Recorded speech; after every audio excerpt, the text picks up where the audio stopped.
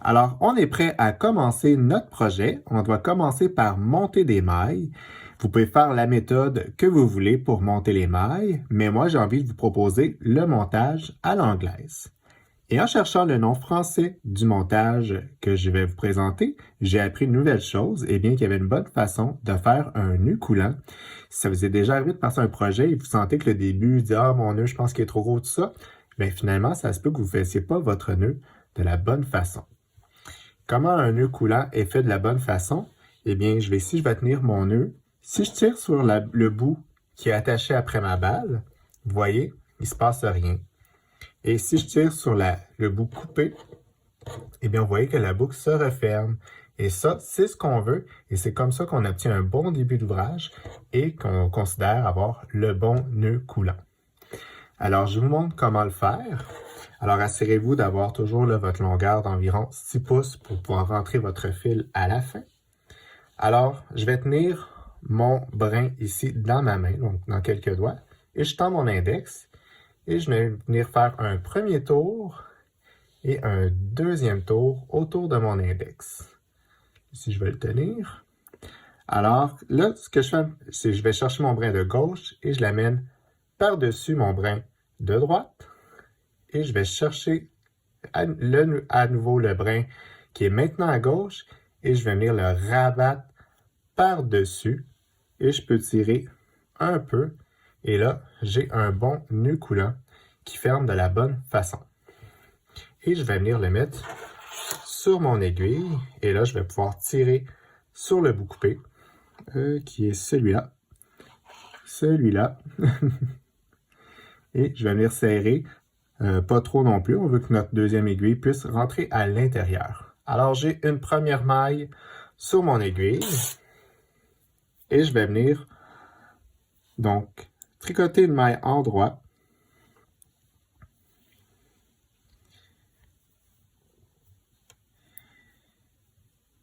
Donc, j'ai ma maille en droit et là, ce que je vais venir faire, c'est venir mettre ma maille sur mon aiguille de gauche, mais pas comme ça par en avant, pas d'une pointe à l'autre, mais cette pointe-là va aller le chercher, si on veut, derrière l'aiguille. Et je vais pouvoir venir serrer un petit peu. Alors là, j'ai 2 mailles.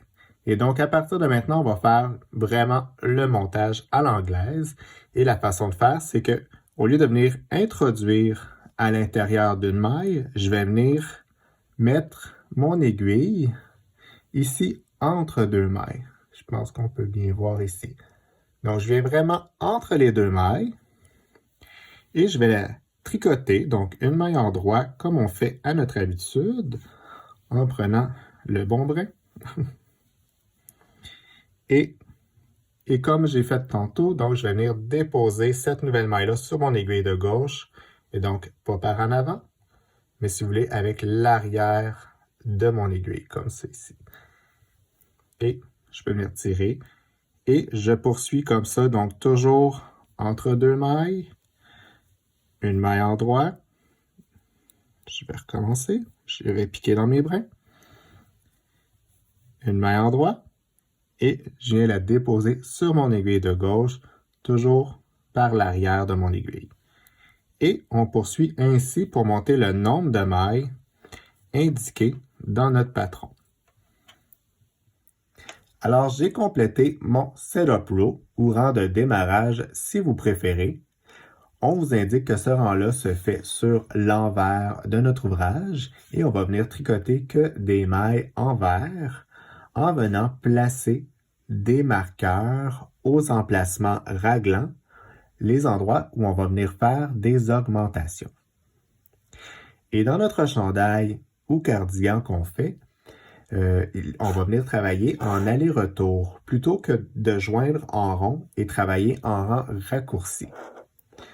Le but de ça, pourquoi on va venir travailler et venir faire une banane, eh bien c'est dans le but de baisser l'encolure devant.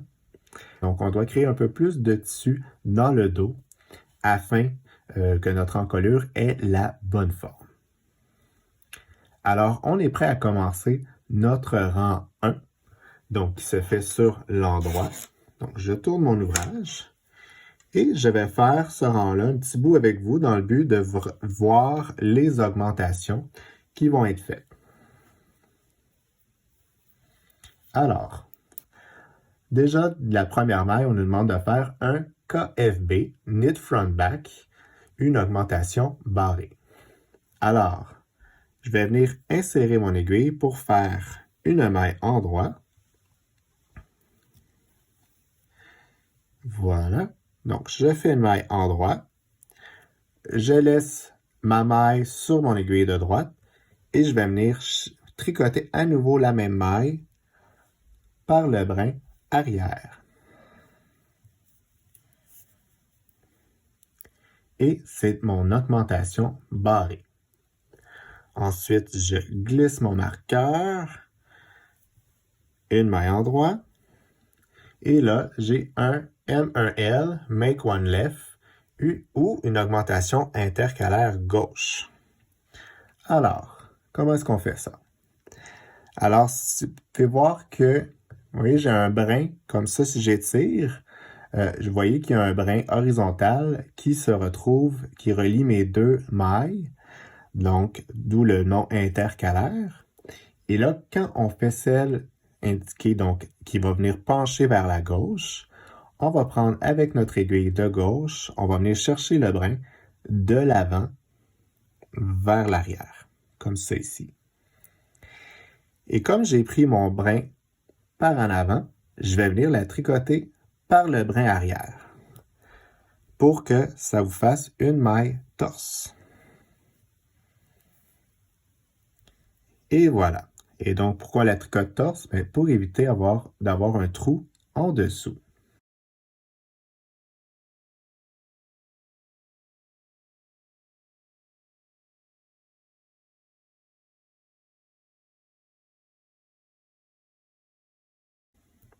Et là, on me demande de faire un Make One Right. Alors, c'est le miroir de l'autre, donc qui va s'incliner vers la droite, donc l'augmentation intercalaire droite. Donc, même chose. Là, déjà, on voit le brin qui se retrouve entre mes deux mailles. Et lorsqu'on fait celle de droite, on vient avec l'aiguille de gauche chercher le brin de l'arrière. Donc, je vais essayer qu'on voit bien de l'arrière vers l'avant, comme ça ici. Et comme je suis venu chercher mon brin par l'arrière, je vais faire l'inverse, je vais venir la tricoter par l'avant, encore une fois dans le but de faire une maille torse et de ne pas avoir de trou. Et voilà, donc j'ai une nouvelle maille sur mon aiguille et je vais venir compléter mon rang en faisant les augmentations demandées. La plus grande difficulté du tricot, c'est la lecture du patron. Et un endroit où les gens ont tendance à faire des erreurs, c'est lors de la répétition des rangs ou le nombre de fois qu'on doit les répéter. Donc, il faut bien lire notre phrase afin de savoir combien de rangs on doit répéter. Vous pouvez voir qu'ici à gauche, on vous demande de répéter les rangs 3 et 4 6 fois de plus. Ce qui veut dire qu'on va faire les rangs 3 et 4 pour un total de 7 fois. Tandis qu'ici à droite, on vous dit de répéter les tours 1 et 2, et là, on vous indique le total de fois à le faire. Et là, ici, moi, pour ma grandeur, je vais faire les rangs 1 et 2 pour un total de 14 fois. Et voilà, un petit endroit à faire attention.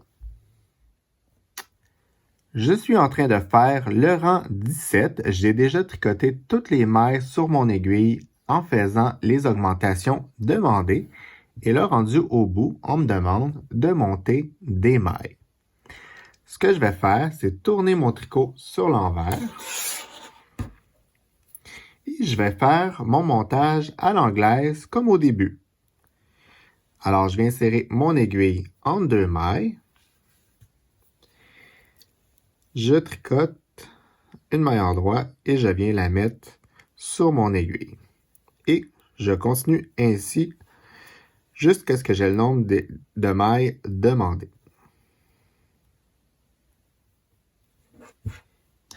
J'ai terminé de monter mes mailles, mais avant de fermer mon rond, je vais monter une maille supplémentaire. Vous allez voir, ça va fermer notre rond vraiment de façon très étanche. Alors, j'ai une maille de plus et là, je vais retourner mon ouvrage sur l'endroit.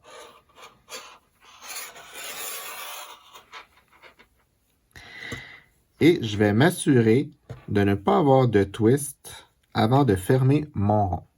Donc ici, c'est bien droit. Comme ça. Donc, comme ça ici, ça me va. Je préfère faire une deuxième vérification. Et là, je vais être prêt à fermer mon rond. Alors, ce que je vais venir faire, c'est ici, voilà. Je vais venir glisser la première maille de mon aiguille de gauche sur mon aiguille de droite. Et la maille que j'ai montée de plus, donc ici, je vais venir la rabattre par-dessus. Comme ça ici. Et là, je peux venir tirer sur mon fil. Et je vais reglisser cette maille-là sur mon aiguille de gauche. Alors, vous pouvez voir que là, mon rond, il est bien fermé. J'ai pas d'escalier non plus, donc c'est bien serré. Je suis prêt à commencer le Rosimina, mais je dois venir avant préparer mes laines. Pourquoi? Parce que le motif, lui, se travaille à 2 fils en même temps. Et je dois avoir aussi 2 fils pour ma manche gauche et 2 fils pour ma manche droite, donc je dois diviser mes balles en 4. Ici, pour mes 50 grammes, ce que je suis venu faire, c'est 3 balles de 10 grammes et l'autre est resté à 20 grammes. Si vous avez des 100 grammes, vous pouvez faire 4 25 grammes ou 3 20 grammes et la dernière sera de 40 grammes. Alors ça, c'est pour la préparation de laine. Et je vous fais remarquer que je suis venu faire des petits papillons et j'ai pris ma laine au centre. Pourquoi? Mais vous pouvez voir que ma laine tient et quand je vais avoir besoin de longueur, je vais pouvoir venir juste tirer au centre pour me rajouter de la longueur. Donc, au lieu vu que c'est un peu gros et j'avais pas de bobine pour les entourer, c'est la façon que j'ai décidé de faire. Je vais vous inclure un lien vers une vidéo où ce que Sylvie vous montre comment faire des petites balles autour de vos pouces et vous allez pouvoir là, sortir le brin du centre. Alors, dans la description de la vidéo en dessous, vous avez le lien pour bobiner vos balles. Ensuite, donc ici, vous pouvez voir que, oui, comme d'habitude, je cache une portion, mais c'était juste quand même pour vous indiquer comment lire la charte. Comme on travaille en rond, la charte se lit toujours de droite à gauche. Et là, les cases blanches sont toujours des mailles en droit avec votre couleur principale. Et le trait, c'est pour vous indiquer quand est-ce qu'on met notre brin de Rosimina en avant de notre ouvrage afin de créer notre motif. Petite chose à faire attention, en lisant, moi, celle qu'elle appelle CC1, CC2, avec les kits que je vous ai créés, ça fonctionne pas. Enfin, je les ai créés pour avoir les mêmes couleurs que sur sa manche. Donc, dans ce cas-ci, si vous regardez le cardigan, la photo Ravelry, si vous voulez avoir le bleu au même endroit, bien, il faut que vous commenciez celle qu'elle appelle CC1, soit votre bleu, même si ailleurs dans le patron, elle s'appelle CC2. Donc, pour la charte, inversez les couleurs ou, encore là, aucun problème. Vous préférez avoir une couleur à un endroit sur votre manche versus l'autre. Vous pouvez les intervertir. Ça va fonctionner. C'est vraiment par la suite, lorsqu'on va venir faire les côtes et la bande de boutonnage, qu'il faudra peut-être privilégier la CC2, celle que vous avez en plus grande quantité. Alors voici pour la préparation et on va être prêt à commencer à tricoter notre Rosimina. Alors je suis prêt à introduire ma laine pour créer mon motif. Ici j'ai déjà avancé donc dans mon rang. J'ai un marqueur pour indiquer le début de ma charte. Et ici, je suis venu tricoter les mailles. Et là, on doit venir mettre notre laine afin de créer le motif. Alors, avec la couleur que j'ai choisie, ou plutôt ma CC2 dans mon cas, je viens mettre ma laine entre mes deux aiguilles. Donc, le bord coupé, ici, est en arrière sur l'envers de mon ouvrage et celle attachée à mes balles est en avant. Ici, je regarde ma charte, j'ai une maille à tricoter. Et je dois remettre ma laine à l'arrière de mon ouvrage. Comme ça ici. Et je poursuis.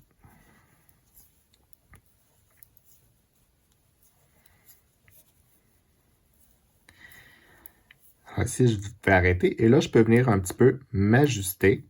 Un peu comme un jacquard, on ne veut pas trop tirer.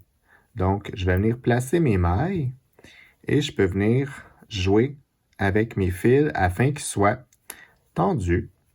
Aussi, ce qui serait le mieux possible, c'est qu'ils soient parallèles.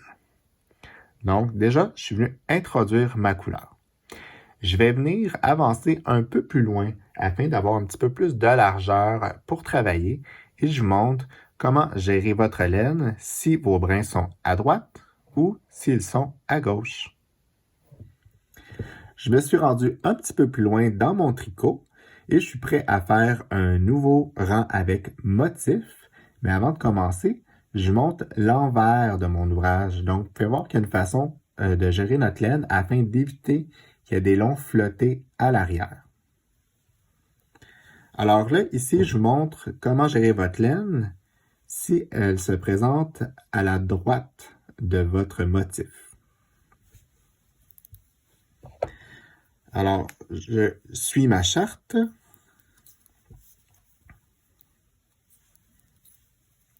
Et là, je viens mettre ma laine à l'avant de mon ouvrage. Ici, on me demande de tricoter 3 mailles. Et je viens remettre celle-ci à l'arrière. Je tricote une maille. Je la ramène à l'avant pour qu'elle soit visible.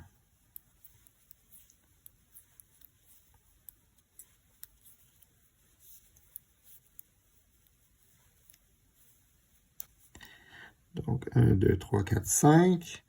Je peux la remettre à l'arrière. Maille. Je la ramène en avant pour qu'elle soit visible.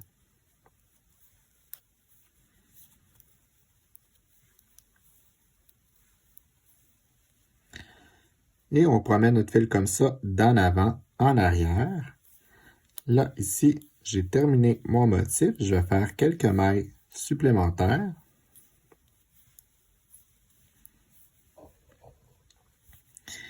Et je peux venir, donc, tirer un petit peu sur mon fil afin de le tendre un peu.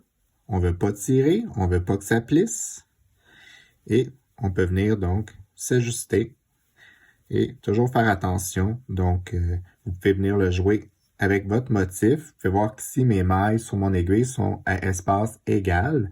Donc, j'ai quand même une bonne... J'ai pas trop tiré, non plus, c'est pas trop espacé. Si c'est trop espacé, là, on va voir notre motif qui va être en relief aussi. Alors là, ici, ça me convient. Et je vous rejoins au rang suivant. Pourquoi? Parce que là, ma laine va se présenter à gauche.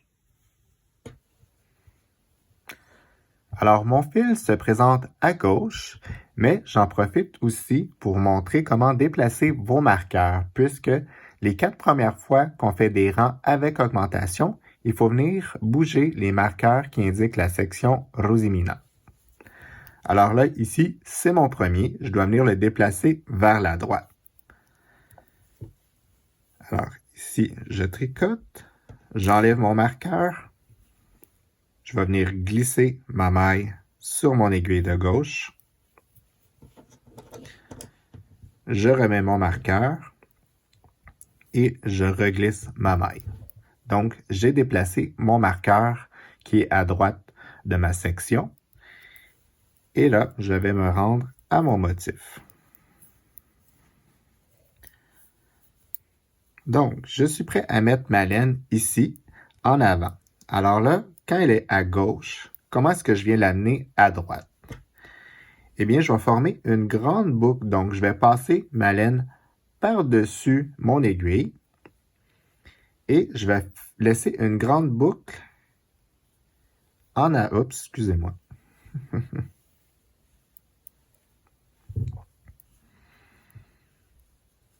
Alors, je suis prêt à venir passer ma laine entre mes deux aiguilles, mais là, ma laine est à gauche. Comment est-ce que je fais? Je vais venir prendre ma laine et je la passe carrément par-dessus mon aiguille. Et je forme une boucle en venant apporter mes laines derrière. Comme ça ici. Donc, vous pouvez voir que là, j'ai une grande boucle ici et je vais la laisser comme ça. Alors, je vais venir faire mon motif.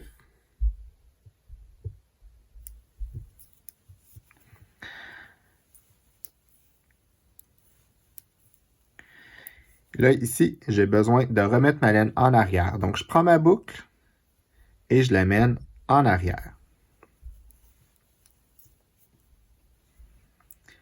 Là, j'ai besoin de la remettre à l'avant.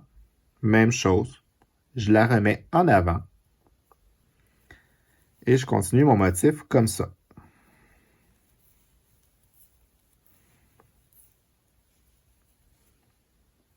Vers l'arrière.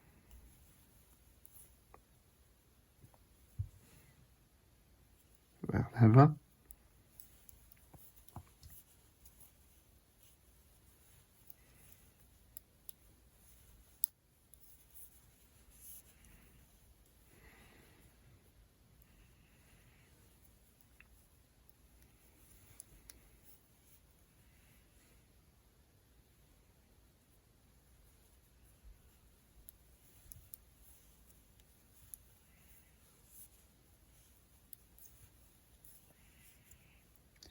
Et là, je remets ma boucle en arrière et j'ai terminé mon motif.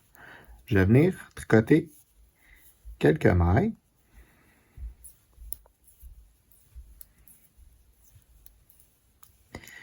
Et voilà. Et là, vous pouvez voir que j'ai encore une grande boucle ici. Alors, rien de compliqué. Ce que je viens faire, c'est tirer sur mon fil à droite pour venir. Donc, je vais juste placer mes laines. Oui, il y a beaucoup de fils à gérer. Donc, vous voyez ma boucle, donc je vais venir tirer. Donc, tranquillement pour enlever le surplus. Et même chose, je peux revenir donc sur l'avant, venir placer ma laine. Donc, ni trop lousse, ni surtout pas trop serré. Et voilà, c'est comme ça qu'on fait lorsque notre laine est à gauche. Et donc maintenant, elle est rendue à droite. Donc, une fois sur deux, elle va être à droite et l'autre fois à gauche. Je vais poursuivre un petit peu afin de vous montrer comment déplacer votre marqueur de gauche à votre motif. Alors là, je suis rendu à mon marqueur et je dois venir le déplacer d'une maille vers la gauche.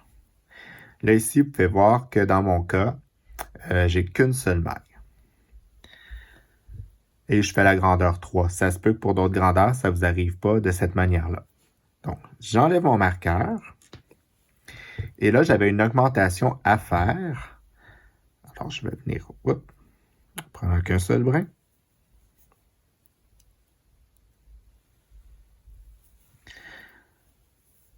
Et là, maintenant, j'ai une nouvelle maille et je peux remettre mon marqueur. Et c'est comme ça que je déplace mon marqueur de gauche. Je suis rendu presque à la séparation des manches et comme j'ai bien avancé dans mon tricot, j'ai envie de vous partager mes petits trucs que j'ai trouvés en cours de route. Alors, pour gérer déjà vos balles, donc vous pouvez voir que là, j'ai beaucoup de balles attachées. Et même à un moment donné, on en a, même les blanches sont attachées en même temps. Ça fait beaucoup à gérer. Donc, pour éviter que ça se mêle, là, ici, je suis rendu là. Ce que je fais, eh bien, c'est je les mets sur une table. Et là, ceux-là, je les amène par-dessus. Et ceux-là, je les amène à gauche. Et en faisant ça, mes fils se sont jamais croisés. Aussi, je ne l'avais pas mentionné, j'en profite pendant que je suis là. Donc, si vous faites le cardigan, ça c'est mon début de tour. Donc ici, on fait une petite maille envers et c'est très normal. Donc, si vous êtes posé la question, ça va être l'endroit qui va nous indiquer où on va venir faire le stick. Donc, on va venir couper à cet endroit-là, ici, pour celles qui font le cardigan.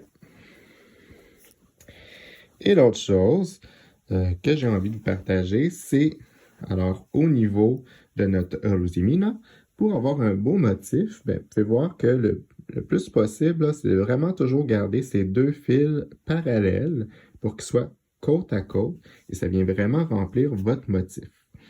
Et alors, ça se peut qu'à l'occasion, peut-être vous voyez ici, je pense que je vais peut-être le laisser, mais si jamais vos fils se croisent, surtout quand il y a des longs flottés, il y a moyen de défaire le croisement. Ce que je suis venu faire, moi, c'est aller sur l'arrière, juste à côté de l'endroit. Voilà. J'ai pris un petit crochet réparateur.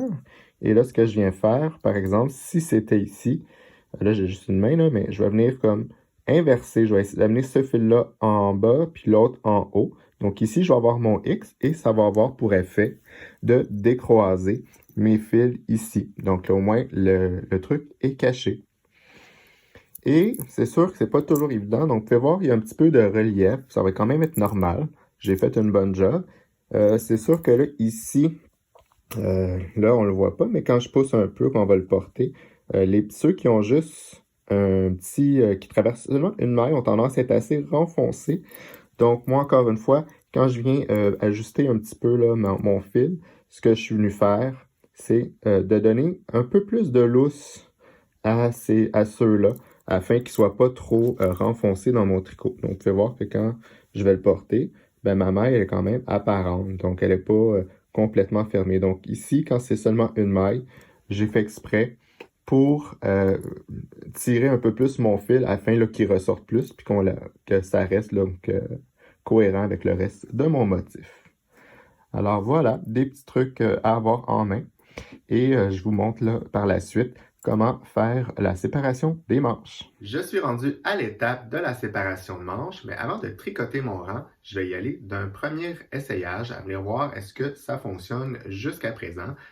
Finalement, ce rang-là, la séparation de manches, c'est un rang assez crucial quand on fait un chandail d'une construction de haut vers le bas. Alors, vous mettez tous vos mailles en attente. Vous voyez que ça roule un peu, hein, c'est le cas du jersey, mais aucun problème. Et après ça, on va venir faire un premier essayage. Donc, ce que je veux savoir en premier lieu, bon, déjà on peut voir, moi à date les épaules, ça tombe bien. Donc, je suis quand même très content, puisque des fois le raglan, c'est pas toujours une manche qui me convient. Donc, j'ai pas de surplus. Dans le dos aussi, c'est beau. Alors déjà là, visuellement, ça fonctionne. Donc, j'ai pas besoin de tout détricoter. Mais c'est rare des fois que c'est catastrophique, mais ça pourrait arriver. Ici, moi, j'ai une silhouette peut-être plus facile, hein, je suis plus plat. Donc, des fois, avec une poitrine, peut-être que là, vous auriez eu un puff de dessus. Ça pourrait vous demander de reculer et de... Donc, toujours, ça sert à rien de tout le tricoter finalement pour se rendre compte qu'on ne le mettra pas et qu'on n'est pas content de le faire. Vaut mieux de détricoter à cette étape-là. Alors, là, on va y aller.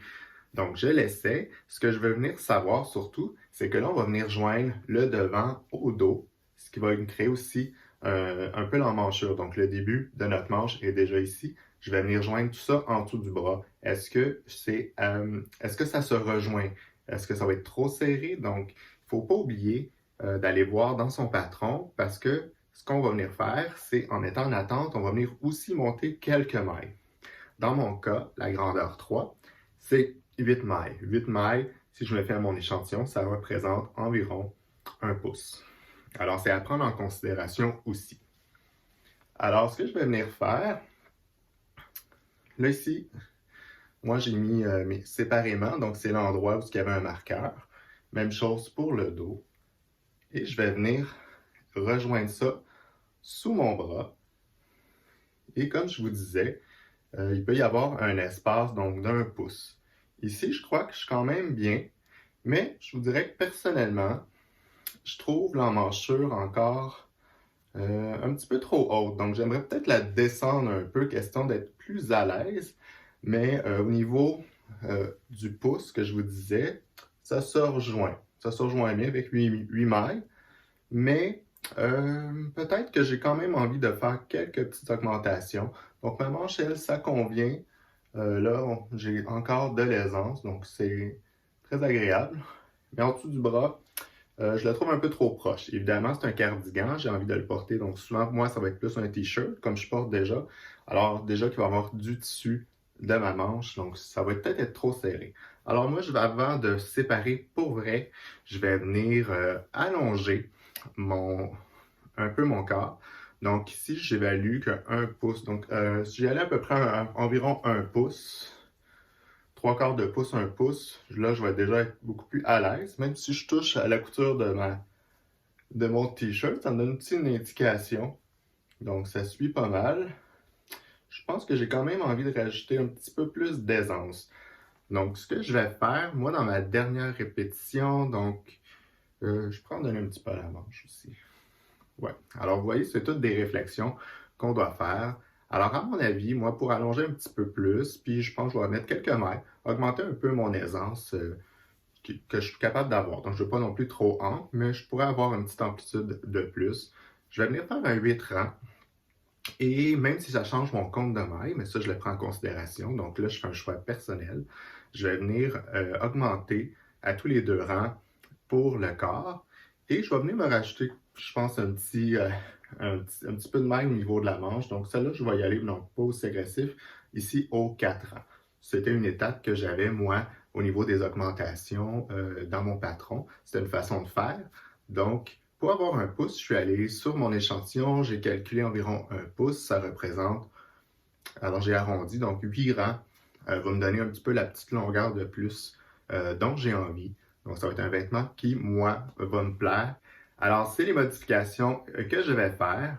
Ma déduction aussi, c'est que moi, je ne suis pas arrivé à descendre assez bas. Il s'agit d'un cardigan qui est conçu, donc les mesures ont été conçues en fonction des grandeurs, donc des standards de femmes. Et là, moi, où je me retrouve dans une petite grandeur, pourquoi? Bien, j'ai pas de poitrine, donc c'est qu'une valeur que j'ai pas pris en considération. Donc, à mon avis, quelqu'un qui a une poitrine est quand même plus petite, donc au niveau même des côtes, donc toute cette partie-là, et elle serait sûrement bien arrivée, ou du moins mieux arrivée que moi. Alors moi, c'est pas grave. De toute façon, tous nos corps sont différents et nos préférences aussi de vêtements. Donc moi, j'avais pas envie d'avoir quelque chose non plus ajusté, oui, mais pas collé sur mon corps. Au niveau de l'emmanchure, là, je serais pas confortable. Moi, si toute la journée, je suis comme ça, j'aime pas ça. Donc, je vais m'ajuster. Je vais ajuster mon patron en conséquence. Et de toute façon, donc au niveau de la manche, je vais changer un petit peu le nombre de mailles, mais j'irai avec une diminution de plus, il n'y a aucun problème. De toute façon, c'était une chose que je vais vous montrer à la prochaine étape. Et au niveau du corps, j'aurai un petit peu plus de mailles aussi, et c'est parfait. J'étais tombé, donc quand j'avais calculé mon échantillon, je tombais avec la plus petite aisance, donc je peux aller augmenter un peu et je vais être très à l'aise. Mais jusqu'à présent, au niveau, donc tout ça tombe bien, j'ai pas de surplus de tissu, c'est pas non plus trop collé. Évidemment, le cardigan, moi je vais le couper, on va racheter une patte de boutonnage, donc ça va faire un petit ajout de plus. Mais, alors voilà, moi je continue de côté, je ne suis pas rendu encore à faire la séparation de manches. Et je vous montre le résultat une fois que j'aurai complété cette étape-là. Alors, je suis presque à la fin de ma première balle et là, je pense déjà à venir alterner mes balles afin d'éviter d'avoir une séparation de couleurs. Nos balles sont similaires, mais comme elles sont teintes à la main, il pourrait y avoir des petites différences de ton et on veut éviter d'avoir une ligne nette où qu'on constate qu'il y a eu un changement de balle à cet endroit-là. Alors, on veut une transition plus graduelle, plus progressive. Donc, moi ici, comment j'ai géré mes balles? Alors, depuis le début, je n'ai pas alterné. Donc, me suis rendu le plus loin possible. Pourquoi je n'ai pas alterné dès le début? Mais puisque j'avais le motif de Rosimina, ça me faisait déjà beaucoup de balles à même le projet. J'avais pas envie de gérer ça en plus. C'est pour ça que je me suis rendu le plus loin avec cette balle-là. Alors là, ici, je dirais que ma balance ne fonctionne plus, mais j'ai environ un 10 à 15 grammes. Alors, c'est là que je pense à venir alterner. Ici, je vais pas alterner non plus dans mes manches, sauf un petit peu peut-être au début. Comme je dis, je vais éviter d'avoir une transition trop carrée, donc je veux m'assurer d'avoir une petite progression graduelle. Je vais le faire sur quelques rangs, donc à peu près 1 pouce à 1 pouce et demi, et je vais couper mon fil et je vais compléter ma manche avec une seule balle. Par contre, une fois que je vais avoir complété mes 2 manches, au niveau du corps, je vais venir alterner à tous les rangs avec la méthode Helix, qui est une méthode très facile et ça m'évite d'avoir un petit fil à l'intérieur. Donc, on ne verra pas non plus la jonction du changement de balle, puisqu'on tricote, on dit qu'on tricote en rond, mais en réalité, on tricote en spirale. On va venir rattraper un fil et l'autre et je vous montre comment faire. Je suis prêt à venir mettre une deuxième balle de laine afin d'alterner mes balles avec la méthode Helix. Ici, à cet endroit-là, je suis prêt à venir introduire mon fil. Alors, je ne vais pas commencer à mettre mon fil tout de suite là où j'ai fait ma dernière maille. Ce que je vais venir faire, c'est glisser 2 mailles, comme ça ici. Et je vais venir donc lâcher mon fil et je vais pouvoir venir mettre mon nouveau fil.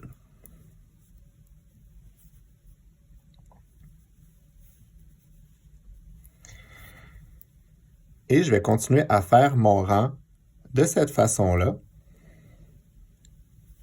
Alors ici, j'avais une augmentation à faire. Et je vais faire mon tour jusqu'à ce que je rejoins mon fil précédent. Je vais arrêter 2 à 3 mailles avant.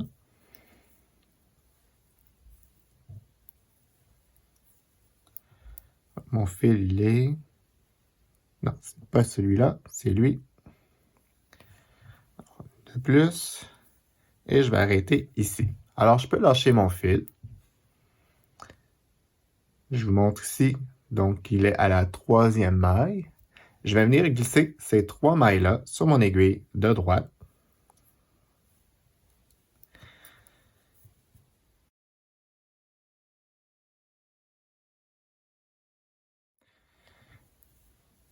Et je peux poursuivre mon rang avec ce fil-là. Et c'est ce que je vais faire à chaque fois que je rejoins mon fil précédent. Pourquoi est-ce qu'on arrête toujours un peu avant? Bien, ça évite d'avoir un joint si jamais on avait une maille un peu plus lousse. Mais le fait d'aller chercher son fil un peu plus loin, ça assure toujours d'avoir la même tension quand on reprend notre nouveau fil que si on irait toujours par-dessus au même endroit. Alors voilà, c'était pour la méthode Helix. Alors, je suis rendu à l'étape de la séparation des manches. Je suis venu mettre en attente les mailles de la manche sur un fil. Et là, on me demande de venir monter des mailles. Alors, le montage que j'ai choisi, c'est le montage en E. Alors, je vous montre comment faire. Donc, sur mon aiguille de droite, je prends mon fil dans ma main gauche et je viens tourner le fil autour de mon pouce afin de venir faire une boucle. Et je vais venir le mettre sur mon aiguille. Alors, l'important, c'est que ça se croise. Alors, je fais le tour de mon pouce, ça forme une boucle. Et je viens le mettre sur mon aiguille. Sur le pouce, sur l'aiguille. 3, 4, 5, 6, 7 et 8. Dans mon cas, c'était 8 mailles qui étaient demandées. Et là, ben, je peux aller rejoindre en rond, donc l'autre côté, afin de fermer ma manche. Et je m'assure de tirer fort sur les 3-4 premières mailles afin d'éviter un joint. Ma séparation de manches est complétée. Je fais un nouvel essayage Et les modifications que j'ai apportées ont fonctionné. Je suis maintenant très confortable dans mon cardigan. L'emmanchure me fait bien. Elle était trop serrée au début. Et là, j'y ai donné un peu plus d'aisance, un peu plus de longueur. Et là, vraiment, je suis confortable. Je sais que le reste de mon cardigan va bien me faire. Encore là, des petites modifications, mais rien de majeur. À partir de là, le reste va bien suivre. Alors voilà, ici je voulais juste vous montrer un peu, donc j'ai alterné mes échevaux et vous pouvez voir que j'ai aucune démarcation. Et j'ai essayé d'évaluer, et puis je crois que si je ne l'avais pas fait, oui, j'aurais eu une ligne plus franche. Vous auriez vu peut-être quelque chose d'un peu plus pâle ici, plus foncé là. Le fait d'alterner, vraiment, j'arrive pas à déterminer à partir de où j'ai commencé. Et puis, ben, c'était la première fois que moi j'alternais mes balles. Et puis, souvent les gens entendaient, ah, moi j'ai ça, alterner mes balles. Ben, je vois pas le pourquoi, c'est rien de bien compliqué. Et puis finalement, ça me donne un bon résultat. Et aussi, avant de vous quitter, je pouvais juste remarquer que moi, j'ai finalement enlevé les marqueurs qui indiquent la section du Rosimina. Finalement, il m'embêtait plus que d'autres choses. Moi, je me fie plutôt au dessin pour faire le rang suivant plutôt que de compter à partir du marqueur. Et souvent, j'avais tendance à vouloir faire mes augmentations à ces endroits-là. Donc, finalement, moi, j'ai décidé de les éliminer. Et je suis quand même capable de suivre ma charte, puisque souvent, le motif n'est jamais bien loin du rang précédent. C'est toujours une maille de plus, une maille de moins. Donc, ça peut bien se suivre aussi de cette manière-là. Donc, si vous n'avez pas envie d'utiliser vos marqueurs, n'utilisez pas du tout. Une fois que vous avez votre première maille, vous pouvez juste suivre la charte avec le motif et ça se fait très bien.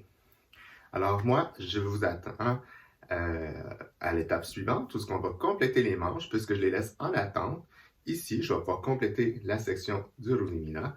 Aussi, pourquoi je les mets en attente là? Bien, ça m'assure d'avoir deux manches égales. Le corps, si j'arrive un peu plus serré dans ma laine, que ce soit un pouce plus court, ça peut être moins dramatique que d'avoir une des deux manches qui est plus courte que l'autre. Mais aussi, c'est toujours plus agréable dans le sens où, vu qu'on tourne tout le temps en rond avec les manches, ça fait toujours un gros tricot à traîner. Donc là, ça reste encore là très court. Donc c'est la raison pourquoi je vous propose de faire la séparation de manches comme étape suivante. Mais si jamais vous avez fini tôt vos manches, rien ne vous empêche de continuer à tricoter le corps pour vous rendre donc jusqu'à l'étape des manches. Donc vous pouvez avancer cette section-là sans problème. Alors là-dessus, je vous dis à 2 semaines. N'oubliez pas de publier votre progression. J'ai été plutôt tranquille pour la première étape. Bon, c'était un échantillon, mais là, moi, j'ai goût de voir votre Rosimina, qui est très agréable à faire. Moi, j'adore faire ça et je suis très content du résultat. Ça donne exactement le look que j'avais en tête. Alors, publiez avec le hashtag CELI sur le groupe d'entraide et je vous dis à dans 2 semaines.